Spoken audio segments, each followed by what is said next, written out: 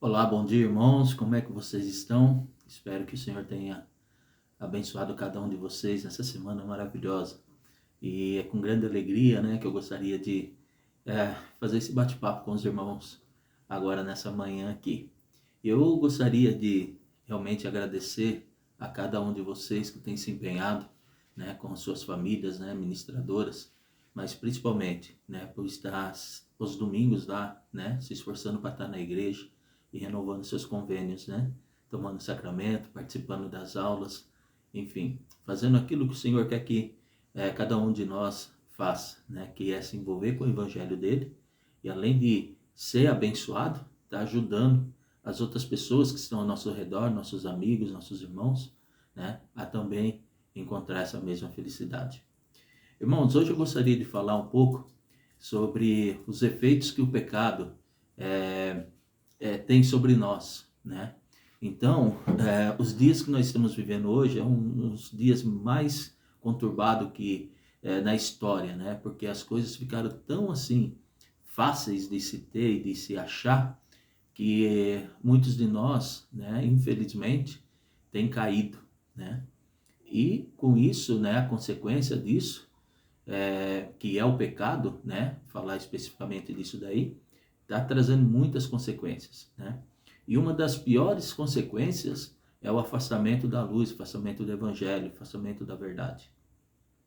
Então, irmãos, quando a gente reflete, né, sobre esse tema, né, quais são os efeitos que o pecado tem sobre nós, nós recordamos de algumas palavras, né, de consolo que o Senhor tem nos mostrado, né?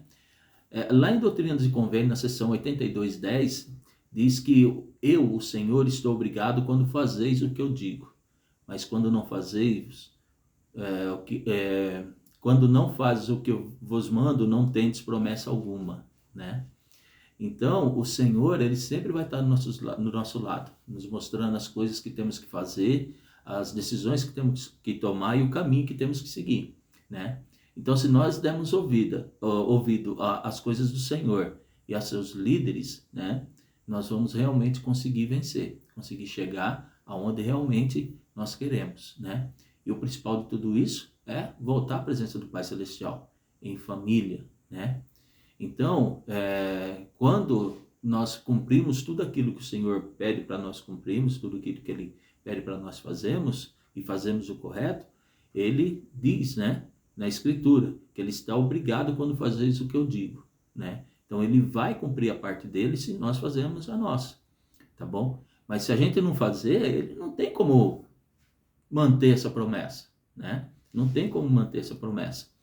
Essa escritura, ela nos lembra que ao cedermos à tentação e praticamos o pecado, estamos nos afastando da promessa divina de bênçãos, né? Irmãos, nós trabalhamos para ter bênçãos, né? Nós vivemos para ser abençoados pelas coisas do Senhor e sabemos como fazer isso daí. Porém, algumas coisas que fazemos e pensamos ou até reproduzimos, né, nos leva à perdição, nos leva a cometer pecado, né? Porém, no entanto, devemos também considerar o amor infinito que o Salvador tem por nós, que nos estende a mão para nos ajudar a nos arrepender e voltar ao caminho certo. Jesus Cristo, irmãos, ele morreu na cruz para poder pagar nossos pecados. E o principal disso daí é nos ensinar, né? Então, todo e qualquer tipo de vício, toda e qualquer coisa que nos leva a cometer pecado, irmãos, tem uma salvação, tem como nós voltarmos, né? É nos arrepender, simplesmente isso. O arrependimento nada mais é do que nós aceitar que nós cometemos o erro, né? E não tornar a fazer ele novamente. Simples, né? Eu às vezes fico assim, pensando, poxa, se eu sei que aquilo faz mal para mim, por que eu vou fazer? Né? Se eu sei que aquilo vai me prejudicar, por que eu vou fazer? Estão entendendo? Lá em Provérbios 13:15, aprendemos que o caminho do prevaricador é duro, evidenciando que os efeitos do pecado não são apenas espirituais, mas também afetam a nossa jornada terrena, né? Irmãos, aquele negócio de que eu cometi pecado e agora não tenho mais salvação, né? Ou quando você comete um pecado sabendo que você errou, né? E aí você começa a achar que todo mundo sabe que você cometeu aquele pecado. E na realidade, né? É o Espírito, é a tua consciência ali falando, ó, você está errado, tem que tomar uma providência, procure seu bispo, se redime com aquilo que você, com aquela pessoa, ou acerta aquele pecado que você cometeu, entendeu? Você tem que fazer isso daí, para você ter uma consciência limpa, né? E se tornar puro, tornar limpo, né? Não ficar indigno. Então, a bebida, pornografia, piadas injustas, amizades que nos levam à perdição, à profundeza, irmãos, a gente tem como livrar isso, né? Simplesmente falar não, entendeu? Se afastar das coisas que nos prejudicam. Se eu sei que eu tenho um problema, né, eu sou fraco com álcool, eu não vou frequentar um bar, ou eu não vou ter bebida dentro de casa, porque eu vou cair.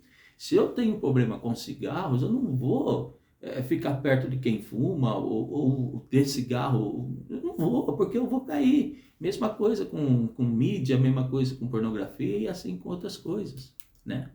As consequências podem se manifestar em relacionamentos desgastados, sofrimento emocionais e desafios cotidianos, né?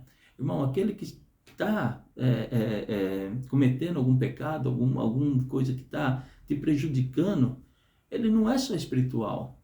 Ele faz com que você também, o seu emocional, a sua parte da sociedade também seja prejudicada. Porque você se vê, né, como uma pessoa que não tem capacidade, às vezes, para poder vencer uma coisa que é simples, se afastar daquilo que está te prejudicando, né? Porque você tem poder para fazer isso.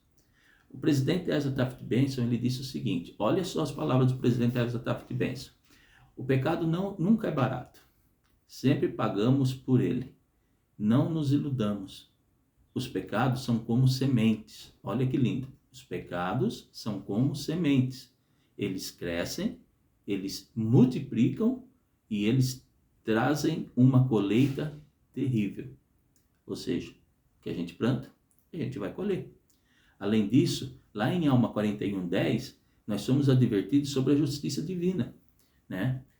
Diz assim: vede, é necessário que a justiça divina seja satisfeita. Portanto, não pode haver uma ressurreição de bem para a felicidade eterna. O quanto antes, irmãos, nós buscarmos, né, nos arrepender daquilo que estamos fazendo, mais rápido nós vamos conseguir estar felizes, né, e ter a companhia do Espírito novamente.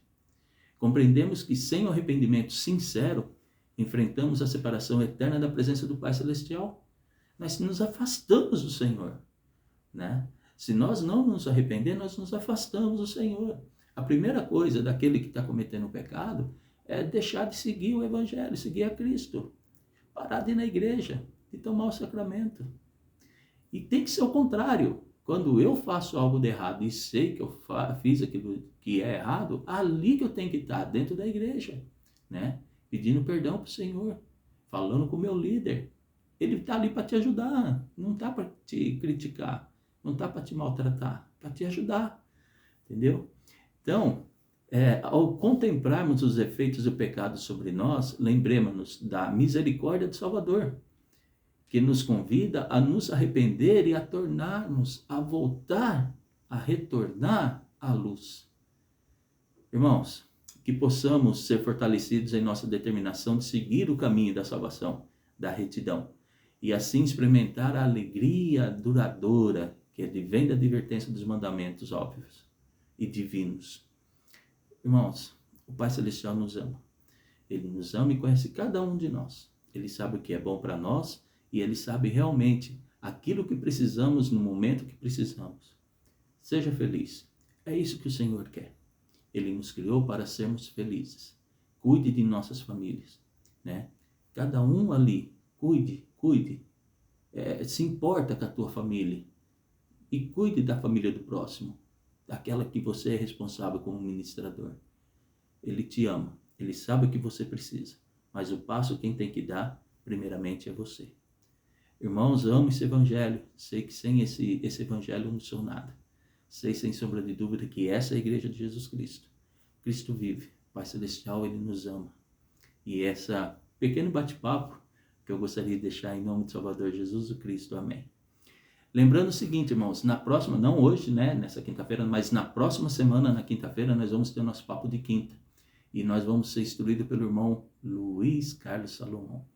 Irmãos, vai ser uma bênção, né? O irmão Luiz, ele tem um grande conhecimento, né? Ele sabe se expressar bem, tem uma didática maravilhosa. Ele vai estar nos ensinando um pouco sobre resiliência, algo que nós precisamos, né? De se importar com o próximo mesmo, né? De estar ali, né? Estendendo a nossa mão para o próximo. Então, eu tenho certeza que vai ser um papo muito gostoso, né? Uma atividade muito boa na próxima quinta-feira, que é o nosso papo de quinta, com o nosso irmão Luiz, que vai estar nos ensinando um pouco mais sobre resiliência. Que possamos todos estar lá, tá bom? E é isso que eu deixo com os irmãos, e tenham um bom dia em nome de Salvador Jesus Cristo. Amém.